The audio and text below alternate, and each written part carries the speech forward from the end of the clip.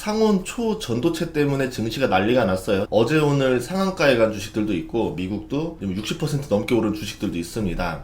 초전도체가 뭐길래 이렇게 들썩일까? 초전도체는 손실 없이 전류가 흐를 수가 있어요. 우리는 도시 밖에 있는 발전소에서 전기를 만들어서 전선으로 전기를 도시로 보냅니다. 하지만 이 전기가 전선을 지나면서 전력 손실이 발생해요. 구리선 안에도 저항이 존재하기 때문에 그래요. 이거보다 더 좋은 게 은인데 비싸서 안 되는 거고, 적당한 가격에 저항이 제일 적은 게 구리기 때문에 구리를 통해서 전선을 만들고 전기를 보내는 거죠. 근데 발전소랑 도시의 거리가 굉장히 멀어요. 가까이 있으면 위험이 있기 때문에, 그래서 더 많은 전기를 생산해야지만 도시에 필요한 만큼의 전기를 보낼 수가 있습니다. 그러면 실제로 전기가 부족한 게 아니라 저항값 때문에 손실 보는 전기가 많다라는 거죠. 이 문제만 해결할 수 있다면은 전기 부족 문제도 해결할 수가 있습니다. 이렇게 되면은 뭐 내연기관이라던가 이런 자동차들이 전기차로 전환했을 때 발전소를 같이 증가시켜줘야 되는 그런 부담도 줄어들겠죠. 이 이야기는 지구온난화를 해결하는 데도 도움을 줄 수 있다. 그 외에도 여러 가지로 활용할 수 있어요. 초전도체가 있으면은 더 적은 전기로 전자제품을 운용할 수 있겠죠. 그렇게 되면은 저전력이 지금 핵심인 반도체 싸움에서 초전도체를 적용하는 회사가 시장을 제패하게 될 겁니다. 지금은 애플이 저전력으로 지금 많이 두각을 나타내고 있는데, 만약에 삼성전자에서 초전력 반도체를 만들어서 제품을 공개한다. 그리고 이 기술을 다른 경쟁사들한테는 알려주지 않는다. 독점적으로 활용한다. 이렇게 되면은 삼성전자가 시장을 완전히 제패해버리겠죠. 그렇기 때문에 이게 누구한테 갈 거냐, 누가 활용할 거냐, 어느 나라가 개발하냐, 정말 중요한 포인트가 될 겁니다. 전기차랑도 연관이 있어요. 초전도체를 활용하면 저항이 없다 했죠. 제일 중요한 열이 나지 않습니다. 열이 나지 않기 때문에 배터리 수명도 늘어나게 되죠. 그러니까 활용 범위가 굉장히 무궁무진해요. 그래서 지금은 초전도체가 진짜냐 아니냐고, 이게 양산될 수 있느냐 없느냐, 그 다음에는 이거를 누가 가지고 있느냐,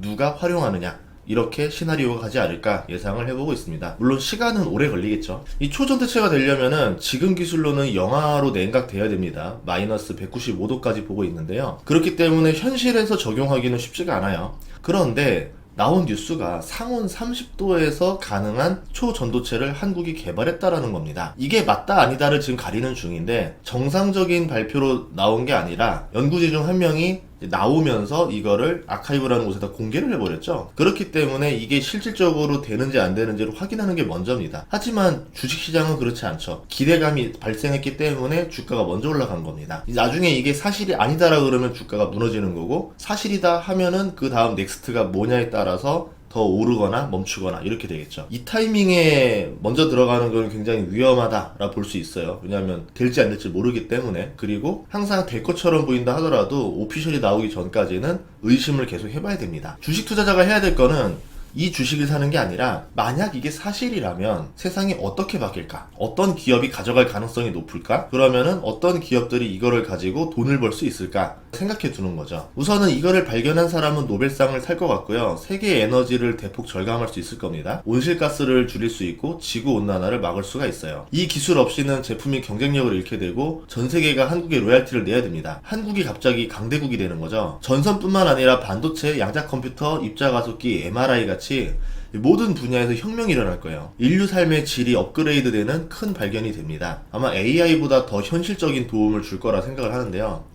초전도체 발견이 1911년이었어요. 이때 영하 268.8도에서 저항이 사라지는 걸 발견했습니다. 110년 전 일이죠. 그 이후에 100년 넘게 초전도체가 가능한 온도가 서서히 올라가기 시작합니다. 2015년 독일 연구팀이 황이 결합된 수소 화합물에 강한 압력을 가해서 영하 70도에서 초전도 현상을 유발하는 초전도체를 만들었습니다. 영하 268도에서 영하 70도까지 올라왔죠. 200도가 올라온 겁니다. 2019년에 독일의 이 연구팀이 한 번 더 했는데, 란타넘이 결합된 수소화합물에 강한 압력을 가해서 영하 23도, 영하 13도에서 초전도 현상을 유발하는 데 성공을 합니다. 이제 영상 가까이 올라왔어요. 여기서 조금만 더 하면은 상온에서도 가능한 초전도체가 나오겠다, 이런 기대감이 발생한 거죠. 2020년에 미국의 로체스터 대학교의 다이어스 교수가 드디어 개발을 합니다. 상온 15도에서 가능한 초전도체에 성공했다라는 뉴스가 나왔는데, 실험 자료를 임의로 수정한 정황이 발견됐어요. 그러면서 네이처가 논문을 철회했어요.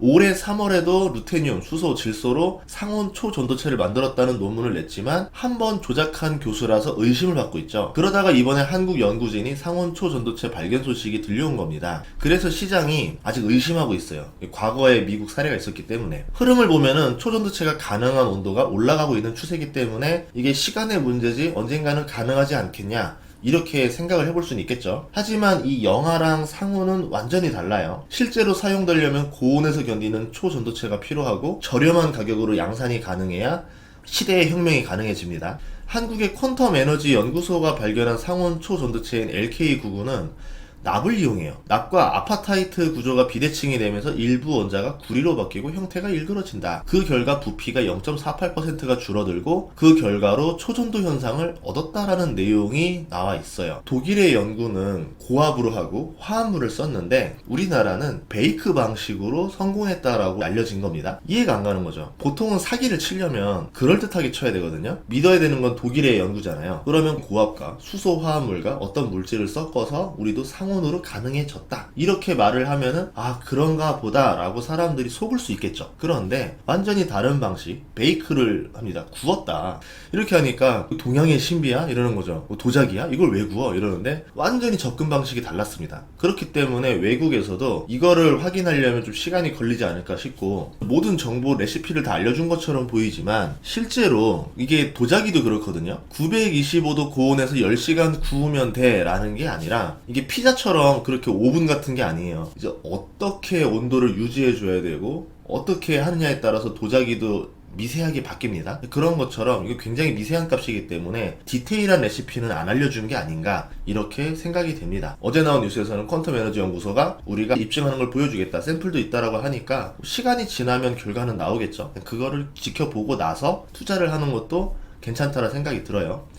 우리 입장에서는 이해가 안 되지만 미국의 한 연구원은 LK99 구조를 시뮬레이션을 해봤다고 합니다. 그 결과 기존 초전도체보다 높은 온도에서 초전도성이 나타날 가능성이 있다라고 논문을 썼어요. 시뮬레이션 상으로 가능하다고 했으니까 실제로 가능한지 확인만 하면 되는 거예요. 기대감이 자꾸 올라가고 있는 추세라는 거죠. 어제 뉴스에서는 상온 초전도체로 특허 4건을 신청했고 한 건은 승인을 받아서 특허권이 발생했다라고 말합니다. 신청하는 건 중요한 게 아니고 한 건 승인 받은 게 어떤 건지 좀 자세하게 볼 필요는 있을 것 같아요. 뉴스에서 너무 제목만 보고 덜커덕하면 안 돼요. 우리가 그 특허를 확인한 건 아니잖아요. 어쨌든 주식에 불을 붙이는 재료들은 다 올라왔다라는 거죠. 주식시장을 떠나서 정말 이게 맞다는 발표가 나오고 한국이 상온 초전도체를 가지게 됐을 때 세상의 부가 한국에 쏠릴 수도 있겠죠. 이런 것들이 기대감이 되면서 주가가 자꾸 꿈을 먹고 자라는데 이렇게 해도 가능하다라 봐요. 이거를 오픈하지 않고 기술료만 받거나 아니면은 이거를 우리나라 기업들이 다 만들어서 실제로 운영을 한다던가,